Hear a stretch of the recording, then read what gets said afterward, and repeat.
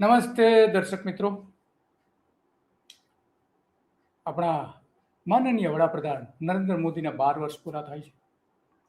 12 વર્ષ મુખ્યપ્રધાન રહ્યા ગુજરાતના અને વડાપ્રધાન 12 વર્ષ મોટો વિક્રમ કહેવાય. કોઈ એક વ્યક્તિ માટે 24 વર્ષ સુધી સત્તા પર સતત રહેવું અને બાકીના જે 8 વર્ષ છે એ સત્તાની આસપાસ સત્તાને મદદરૂપ થતી ભૂમિકાઓમાં રહેવું. એટલે કે ઓછામાં ઓછા 30 વર્ષ સુધી નરેન્દ્ર મોદી સત્તા અને સત્તાની આસપાસ રહ્યા છે. તો એમણે શરૂઆતથી જ વચન આપ્યું હતું ભારતીય જનતા પાર્ટીએ, નરેન્દ્ર મોદી પહેલા અને નરેન્દ્ર મોદી પછી, કે અમે ગરીબી નાબૂદી કરીશું, કારણ કે કોંગ્રેસ નથી કરી શકી એટલા માટે અમે કરીશું. અને એના માટેના પ્રોગ્રામ બનાવ્યા, ઘણી બધી સારી યોજનાઓ બનાવી. પણ આજે સ્થિતિ શું છે? આજે નરેન્દ્ર મોદીના 12 વર્ષ પૂરા થાય છે તો એના પ્રચાર આપણા મુખ્યપ્રધાન કરી રહ્યા છે, આપણા નાયબ મુખ્યપ્રધાન કરી રહ્યા છે, પાટીલ કરી રહ્યા છે. તો વાસ્તવિકતા શું છે એની તપાસ કરવી છે. પહેલા આપણે જાણી લઈએ કે ગરીબી માટે આપણા મુખ્યપ્રધાન શું કહી રહ્યા છે.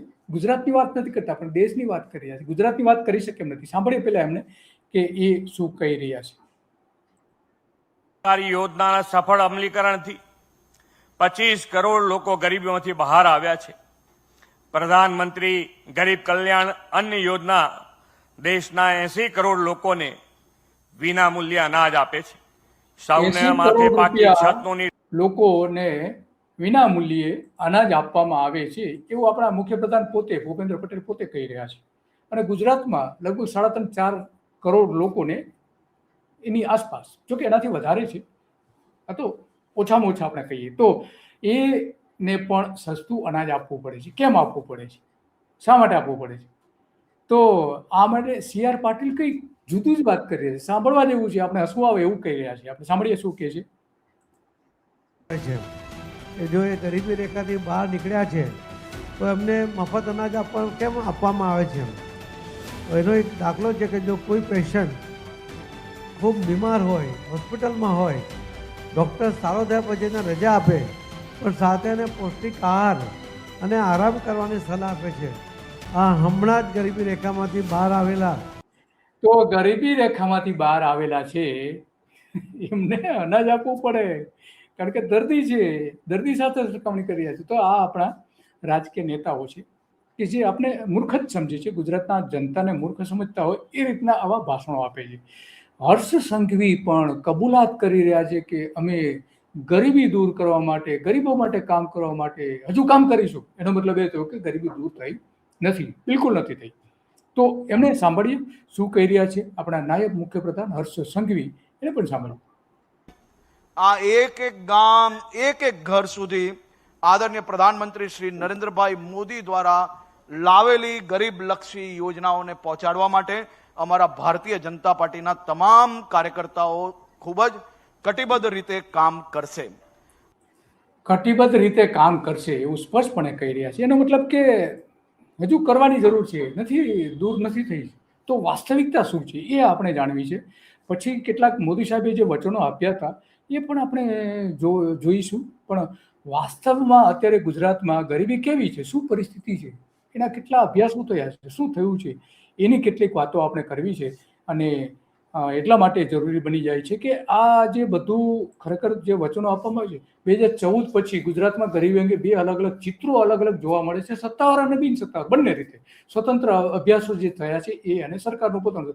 બાળકોમાં કુપોષણ અને ઠીંગણાપણું, જે ઓછું વજન હોય એવા 40% બાળકો છે 5 વર્ષથી ની આસપાસના. સસ્તા અનાજ માટે જે ગુજરાતમાં રેશન કાર્ડનું અનાજ જે આપવામાં આવે છે, 2014માં 3.8 કરોડને આપવામાં આવતું હતું, અને 2020માં લગભગ 5.5 કરોડની આસપાસ લાભાર્થીઓ છે, 2023માં 5.8 કરોડની આસપાસ, અને 2025-26માં 5 થી 6 કરોડની આસપાસ હોવાનો અંદાજ છે. તો આ સત્તાવાર રીતે જે ગરીબી ઘટી હોવાનું સરકારને અલગ અલગ રીતે કહેવામાં આવે છે, તો સત્તાવાર રીતે ગરીબીના આંકડા જો જોઈએ તો 2011 થી 2012 મુજબ ગુજરાતમાં ગરીબીનું પ્રમાણ આશરે 16.6% હતું 12 સુધી. ત્યારબાદ આવક આધારિત સત્તાવાર ગરીબી દર જાહેર કરાયો નથી, સત્તાવાર નથી જાહેર કર્યો.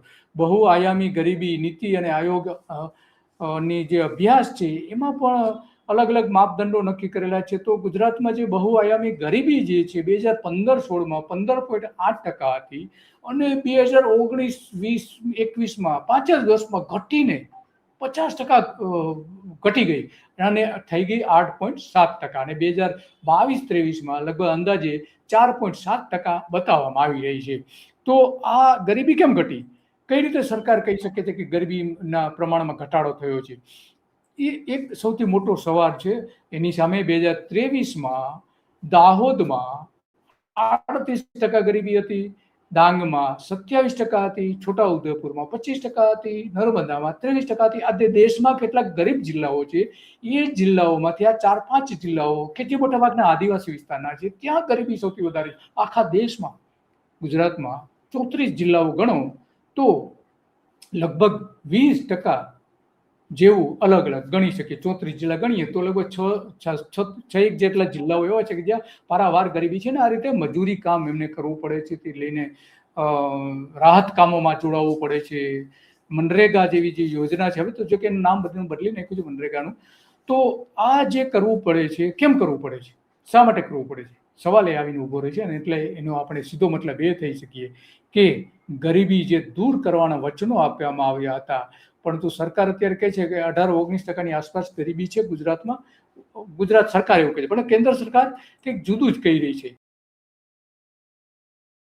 આપણા માટે ચિંતાનો વિષય તો છે, જેમાં તો કોઈ સવાલ નથી. અને એટલા માટે આજે આપણે ચિંતા કરવી છે કે શું ખરેખર ગરીબી દૂર થઈ ખરી? મોદી સાહેબે શું કહ્યું સાંભળવું જ જોઈએ, એમાં કોઈ સવાલ નથી. ગરીબ કલ્યાણ મેળાઓ કર્યા હતા, ગરીબ કલ્યાણ મેળા, ગરીબી નેસ્ત નાબૂદ કરવા માટે.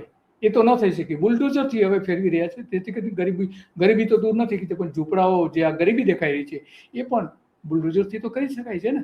એ જ નીતિ અપનાવી રહી છે. તો મોદી સાહેબે જે કહ્યું હતું ગરીબ કલ્યાણ મેળા વિશે, એ આપણે સાંભળીએ કે શું કહી રહ્યા છે. ગરીબ કલ્યાણ મેળા 45 લાખ જેટલા લાભાર્થીઓને સીધી મદદ, અને મદદ પણ ઓછી નહીં, 45 અબજ રૂપિયા. તો મોદી સાહેબ જે વાત કરે છે 45 અબજ રૂપિયાની વાતો કરે છે, મોટી મોટી વાતો તો કરે જ છે. જ્યારે મુખ્યપ્રધાન હતા ત્યારે કેમ ગરીબી નથી? કારણ કે ગરીબ કલ્યાણ મેળાઓ તમે જે કર્યા છે ગરીબી નાબૂદી માટે, બિલકુલ ન થઈ શક્યું. કેમ ન થઈ શકું? તો સવાલ એ આવીને ઉભી છે. અને વડાપ્રધાન બનવા માટે તમે અચ્છે દિન આયેંગે સૂત્ર આપ્યું હતું ને, સાંભળો એ સૂત્ર. અચ્છે દિન આયા ખરા ગુજરાતમાં? શ્રીમંત લોકોમાં પૈસાનું પ્રમાણ વધ્યું છે, શ્રીમંત લોકો વધારે સમૃદ્ધ થયા છે, પણ ગરીબો ગરીબીમાંથી બહાર નથી આવ્યા. અને તમે વચન શું આપ્યું? અચ્છે દિન લાયેંગે. સાંભળો.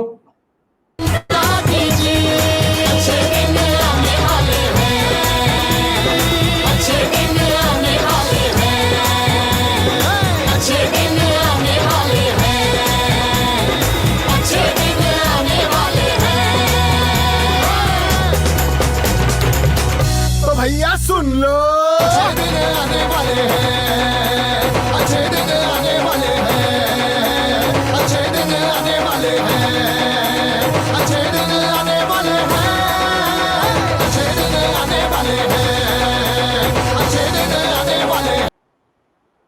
તો મોદી સાહેબ અચ્છે દિન આને વાલે હે, સારા દિવસો આવશે એવા વચનો આપ્યા હતા, પણ ફળીભૂત તો નથી થયા. તો આજે શું ખરેખર પરિસ્થિતિ શું છે એ પણ આપણે જોવું જોઈએ. આજે પણ આદિવાસી વિસ્તારોમાં ગરીબ પરિવારોએ આ રીતે વીરડામાંથી એમને પાણી ભરવું પડે છે. આ થોડા દિવસ પહેલાનો જ વિડીયો છે ને, ધારાસભ્ય ચૈતર વસાવાએ આ વિડીયો જાહેર કર્યો છે. આદિવાસી પટ્ટામાં હજુ પણ ગરીબી એટલી મોટી પ્રમાણમાં છે કે એના સ્વતંત્ર અભ્યાસો તો બહુ ખતરનાક બતાવી રહ્યા છે પરિણામો. અને એટલા માટે ભલે ગુજરાત સરકાર એવું કહે છે કે ભાઈ સરેરાશ આવક જે વધી છે એ 3 લાખ માથાદીઠ થઈ ગઈ છે, પણ આદિવાસી વિસ્તારોમાં આ રીતે આજે પણ પીવાનું પાણી નથી શુદ્ધ આપી શકતું. બીજી બધી વાત તો છોડો. અને એટલા માટે આ બધી જ બાબતો આપણી સરકાર જો ધ્યાનમાં લે તો સારી વાત છે, નહીતર તો ગુજરાતના લોકો આ રીતે પીડાતા રહેશે. એમાં તો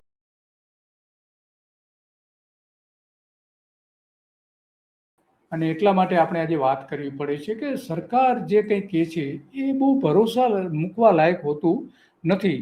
કારણ કે આ જે મહિલા જ્યાં પાણી ભરી રહ્યા હતા એ ત્યાં બોર કરવામાં આવે છે એના ગામમાં. આજે પણ બોરથી પાણી આપવું પડે. ઘરે ઘરે નળ આપવાની જે યોજનાઓ સરકારે જાહેર કરી હતી પણ નથી મળતી. જોઈએ આપણે અત્યારે બોર ચાલી રહ્યું છે, બોરનું કામ ચાલી રહ્યું છે. આ રીતે ગરીબી કેટલી છે એ દરેક બાળકના ચહેરા ઉપર, એના પોશાક ઉપર, એના શરીર ઉપર બધે જ જોઈ શકાય છે ગરીબી. આ બોર થઈ રહ્યો છે, આ જોઈ શકાય છે. આદિવાસી વિસ્તારમાં આજે પાણી પીવા માટે નળ નહીં, બોર દ્વારા પીવા પાણી, ત્યાંથી મોટી કમનસીબી કઈ હોઈ શકે? કઈ મોટી કમનસીબી હોઈ શકે? સવાલ એ આવીને ઉભો રહે છે. અને એટલા માટે આજે આપણે વાત કરવી પડે છે કે બધી જ બાબતોમાં જે દાવાઓ કરવામાં આવે છે બધા સાચા નથી હોતા. ભલે આપણા મુખ્યપ્રધાન કહેતા હોય, નાયબ મુખ્યપ્રધાન કહેતા હોય, પણ સ્થિતિ જુદી છે. અને એની સામે ગરીબોના ઝૂંપડાઓ તોડવામાં આવી રહ્યા છે. આ સુરતનું દ્રશ્ય જુઓ. આ સુરતનું હમણાં વડાપ્રધાન ત્યાં સભા કરીને ગયા, ત્યાં આ મકાનો તોડવામાં આવી રહ્યા છે. તો ગરીબી દૂર કરવા માટે ગરીબોના મકાનો તોડી નાખવામાં આવે છે. આ રીતે બુલડોઝર ફેરવવામાં આવે છે. અમદાવાદમાં જ ઓછામાં ઓછા 30,000 થી 35,000 મકાનો આ રીતે તોડી નાખવામાં આવ્યા છે. અમદાવાદમાં આખા ગુજરાતમાં છેલ્લા 3-4 વર્ષમાં 1.5 લાખ જેટલા આ રીતના મકાનો તોડી પાડવામાં આવ્યા છે.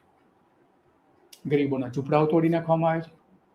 કેટલા લોકોને મકાનો આપ્યા છે અને આપેલા છે તો એ પૈસા લઈને આપેલા છે, મફતમાં તો આપ્યા નથી. બસ આજે આટલું. અને આવી જ બાબતો પર આપણે ચર્ચા કરતા રહીશું અને નેતાઓની પોલ ખોલતા રહીશું. નમસ્તે.